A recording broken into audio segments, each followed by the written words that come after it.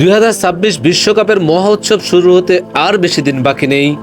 হেক্সা জয়ের মিশনে নামা ব্রাজিল এবার কোন গ্রুপে পড়েছে এবং তাদের প্রতিপক্ষ কারা সে সম্পর্কে থাকছে আজকের এই ভিডিও, তাই ভিডিওটি না টেনে সম্পূর্ণ দেখুন।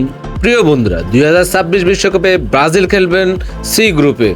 সি গ্রুপে ব্রাজিলের প্রধান প্রতিপক্ষ মরক্কো।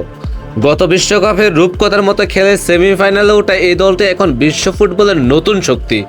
আশরাফ হাকিমি আর হাকিম জিএসদের গতির কাছে পরাস্ত হতে পারে যে কোনো বড় দল। ব্রাজিলের শৈল্পিক ফুটবলের সামনে মরক্কোর জমাট রক্ষণভাগকে দেয়াল হয়ে দাঁড়াবে। এই ম্যাচটি হতে যাচ্ছে গ্রুপের সবচেয়ে হাই ভোল্টেজ ম্যাচ। দ্বিতীয় প্রতিপক্ষ হিসেবে থাকছে ইউরোপের লড়াকু দল স্কটল্যান্ড।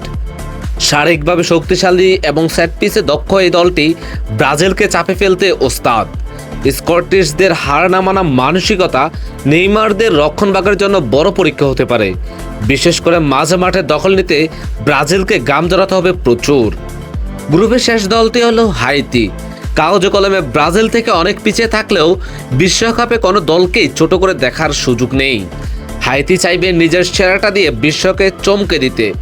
ব্রাজিলের লক্ষ্য থাকবে এই ম্যাচ থেকে বড় ব্যবধানে জয় তুলে নিয়ে গোল ব্যবধানে এগিয়ে থাকা। সব মিলিয়ে গ্রুপ সিতে ব্রাজিলের জন্য যেমন রোমাঞ্চকর তেমনি সতর্ক থাকার মতো।